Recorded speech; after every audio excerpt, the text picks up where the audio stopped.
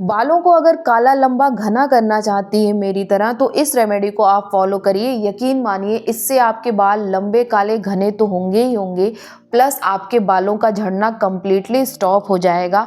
यहाँ पे मेरे बाल अभी आप जो देख रही हैं ना, बिल्कुल भी ऐसे नहीं थे। बाल इतने ज़्यादा पतले थे कि मैं आपको बता नहीं सकती। यहाँ पे आप देख सकती हैं बालों की लेंथ कितनी कम है और बाल बहुत ज़्यादा झड़ते थे, बहुत ज़्यादा पतले हो गए थे। लेकिन जब से मैंने ये रेमेडी ट्राई करना स्टार्ट किया ना, आप बालों की लेंथ देख सकती हैं और बाल पहले से बहुत ज़्यादा घने हो गए हैं। तो चलिए वीडियो को स्टार्ट करते हैं। उससे पहले अगर आप मेरे साथ इस हेयर ग्रोथ जर्नी से जुड़ना चाहते हैं तो चैनल को सब्सक्राइब कर लीजिएगा, बगल में जो बेल आइकन है उसे हिट कर लीजिएगा ताकि मेरी वीडियो का नोटिफिकेशन आप तक पहुंच सके। इस रेमेडी को बनाने के लिए हमें चाहिए मेथी दाना। अगर आप 10 से 15 रुपए का भी मेथी दाना ले लेती हैं ना, तो यकीन मानिए वो आपका 4 से 5 महीने आराम से चल जाएगा। सिर्फ 2 चम्मच मेथी दाना चाहिए इस रेमेडी को बनाने के लिए, लेकिन इसका जो रिजल्ट होता है ना वो कमाल का होता है। मेथी दाना सबसे पहले हमारे हेयर फॉल को रिड्यूस करता है, क्योंकि मेथी दाने में आयरन और फॉलिक एसिड ये दोनों भरपूर मात्रा में पाया जाता है, जिसके कारण हमारे स्कैल्प का जो सर्कुलेशन होता है ब्लड का वो इंक्रीज हो जाता है, जिसके कारण हमारे जो बाल होते हैं ना वो जड़ से मजबूत हो जाते हैं, तो इसलिए वो कम झड़ते हैं। और साथ ही साथ ये हमारे हेयर ग्रोथ को प्रमोट करता है। हमारे हेयर ग्रोथ को प्रमोट करने के लिए कुछ विटामिन जरूरी होती हैं जो मेथी दाने में पाया जाता है, जैसे विटामिन ए हो गया, के हो गया, प्रोटीन हो गया, निकोटिनिक एसिड हो गया, लेसिथिन हो गया। ये सारी चीज़ें अकेले ही मेथी दाने में पाई जाती हैं, इसलिए ये आपके हेयर फॉल को भी कम करता है और साथ ही साथ आपके हेयर ग्रोथ को भी प्रमोट करता है।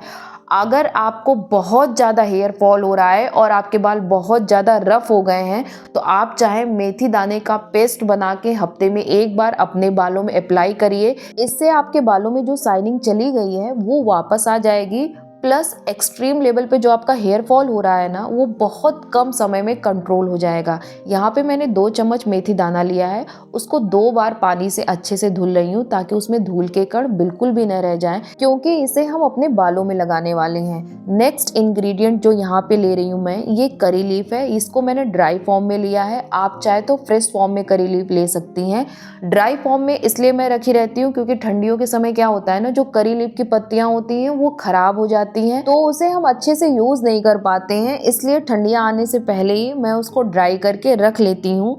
जो करी लीफ होता है ना आपके हेयर ग्रोथ को उस लेवल पे प्रमोट करता है ना जिसको मैं बिल्कुल बता नहीं सकती, क्योंकि इसमें vitamin C, B, protein, antioxidant और बीटा कैरोटीन पाया जाता है, जो आपके हेयर ग्रोथ को एक्सट्रीम लेवल पे बूस्ट करता है। अगर जितने भी लोग करी लीफ का इस्तेमाल किए हैं ना, वो बिल्कुल ये बात कह ही नहीं सकते कि मेरी हेयर ग्रोथ नहीं हुई है।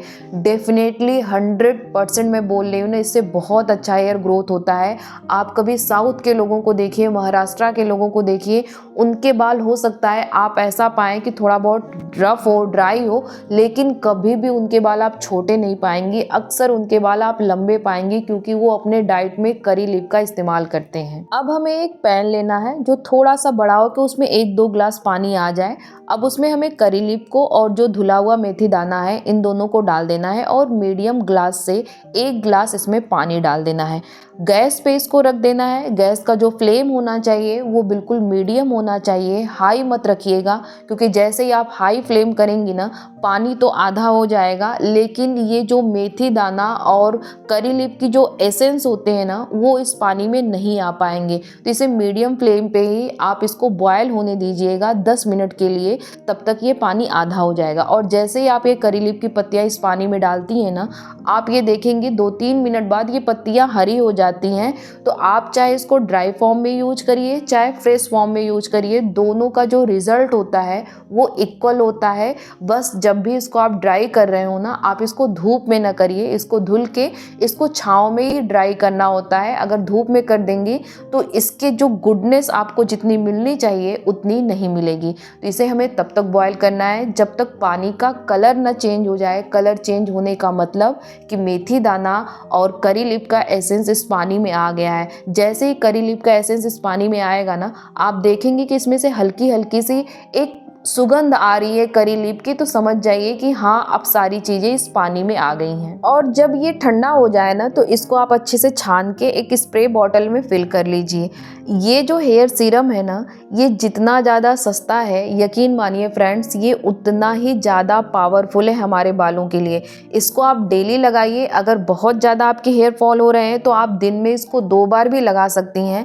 इसको लगाने के बाद हेयर वॉश करने की ज़रूरत नहीं है, क्योंकि ये हेयर सीरम है। जैसे ही आप अपने बालों में लगाएंगी, ये 5 मिनट के अंदर ही आपके स्कैल्प में अच्छे से एब्जॉर्ब हो जाता है।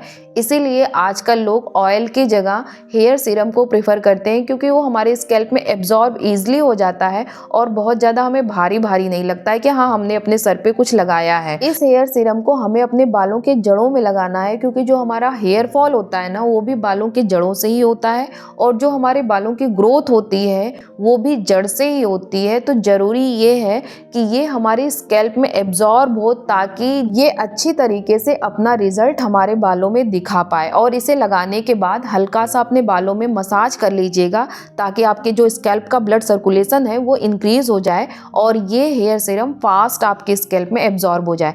इसके बाद अगर आप कंघी करेंगी ना, तो यकीन मानिए आपका हेयर फॉल कम होगा, क्योंकि इसको लगाने के बाद आपके बाल शाइनी हो जाते हैं, तो बाल कंघी में कम फंसते हैं, जिनके कारण वो टूटते नहीं हैं। अब ये जो दूसरी रेमेडी है वो उनके लिए है जिनके बालों की ग्रोथ ही नहीं हो रही है, जहाँ से हेयर फॉल हो गए हैं वहाँ पे उनके बाल दोबारा ग्रो हो ही नहीं रहे हैं, तो उनके लिए बेस्ट रेमेडी है। यहाँ पे हमें प्याज लेना है। जो प्याज हमने लिया है ये रेड वाला लिया है।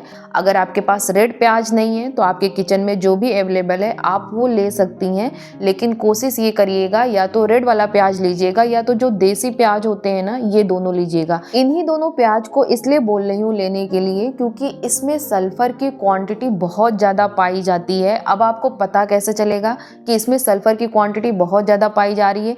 जैसे ही आप देसी प्याज को या फिर ये रेड वाले प्याज को कट करेंगी ना, वैसे ही आपको आंसू आने लगेगा, मतलब सल्फर बहुत ज़्यादा इसमें है। अब ये सल्फर करता क्या है? आपके बालों की ग्रोथ या रीग्रोथ के लिए एक प्रोटीन सबसे ज़रूरी होती है, उसका नाम होता है केरेटिन प्रोटीन। अब ये केरेटिन प्रोटीन को बनने के लिए जो हेल्प करता है वो होता है सल्फर होता है। तो आपके स्कैल्प में, आपके बालों में जितना ज़्यादा सल्फर होगा उतना ज़्यादा केरेटिन प्रोटीन बनेगी और उतना ही फास्ट आपके बालों की ग्रोथ होगी। इसीलिए बोल रही हूँ कि जो आपकी आंखों में ज़्यादा प्याज लगे उसी प्याज को आप लीजिए। तो यहाँ पे मैंने एक प्याज लिया था, उसको ग्राइंडर जार में अच्छे से ग्राइंड करके उसका जूस निकाल लेना है हमें। तो यहाँ पे हमने क्या लिया है, 2 चम्मच प्याज का रस लिया है। इसमें थोड़ा सा पानी भी ऐड किया था पीसते समय, क्योंकि ये इतना कॉन्सेंट्रेट होता है ना, आप डायरेक्ट इसको कभी भी अपने बालों पे मत यूज करिएगा। फिर इसमें हमें क्या करना है, 2 चम्मच नारियल का तेल मिलाना है।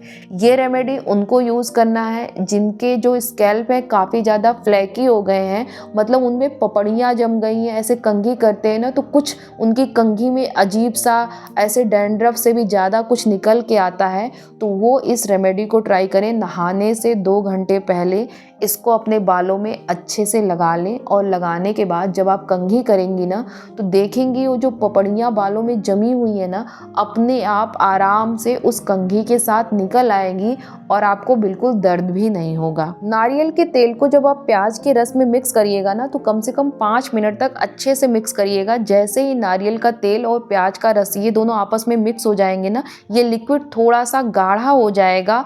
आप अगर ऐसे डायरेक्ट लगा लेंगे ना तो उतना अच्छा आपको रिजल्ट नहीं मिलेगा जब तक ये दोनों अच्छे से मिक्स ना हो जाए। यहाँ पे आप देख सकती हैं कि जब नारियल का तेल और प्याज का रस आपस में मिक्स हो जाएगा ना, तो ये कुछ इस तरह से हो जाएगा, तब जाके आपको इसको अपने बालों में लगाना है। अब ये जो प्याज के रस के साथ दूसरी रेमेडी है ना, उसको वो लोग ट्राई करेंगे जिनके बालों की ग्रोथ नहीं हो रही है, मतलब जहाँ से हेयर फॉल हो गए हैं वहाँ से न्यू हेयर ग्रोथ नहीं हो रही है। तो उन्हें क्या करना है, इस हेयर सीरम को लेना है और इसमें 2-3 चम्मच प्याज का रस मिला लेना है। आप जब भी प्याज के रस को निकालिए बॉटल में, तो ये हेयर सीरम रहेगा ही, इसमें से थोड़ा सा हेयर सीरम लीजिए और इसमें मिक्स कर दीजिए। इसके बाद इसको अपने बालों में अप्लाई कर लीजिए, कम से कम नहाने के 2 से ढाई घंटे पहले। आप इस रेमेडी को उस पार्ट पे ज़्यादा देर तक और अच्छे से अप्लाई करिएगा जिस पार्ट पे आपके बालों की ग्रोथ नहीं हो रही है और हेयर फॉल बहुत ज़्यादा हो गया है। तो इसको बहुत अच्छे से आप अप्लाई कर लीजिएगा और 5 से 10 मिनट के लिए बालों को अच्छे से रब कर लीजिएगा, ताकि जो ये रेमेडी है ना, ये आपके स्कैल्प में अच्छे से एब्जॉर्ब हो जाए और अपना रिजल्ट दिखाए। इस रेमेडी को बालों में लगाने के बाद अपने बालों का मसाज करना बिल्कुल भी आप मत भूलिएगा, क्योंकि जितना आप मसाज करेंगे ना उतना ही फास्ट ये आपके स्कैल्प में एब्जॉर्ब होगा। जो फॉलिकल आपके ब्लॉक हो चुके हैं वो अनब्लॉक होंगे, तभी वहां से हेयर ग्रोथ होगी। और ये रेमेडी आपके ब्लॉक फॉलिकल को अनब्लॉक करके आपके हेयर ग्रोथ को प्रमोट करती है। आपकी जो भी हेयर प्रॉब्लम है उसके अकॉर्डिंग आप रेमेडी को ट्राई कर सकती हैं और यकीन मानिए रिजल्ट इसका बेस्ट है। 100% आपको रिजल्ट मिलेगा। अगर वीडियो अच्छी लगी है तो वीडियो को लाइक करिएगा। ऐसे ही वीडियो देखने के लिए चैनल को सब्सक्राइब कर लीजिएगा। बगल में जो बेल आइकन है उसे हिट कर लीजिएगा ताकि मेरी वीडियो का नोटिफिकेशन आप तक पहुंच सके।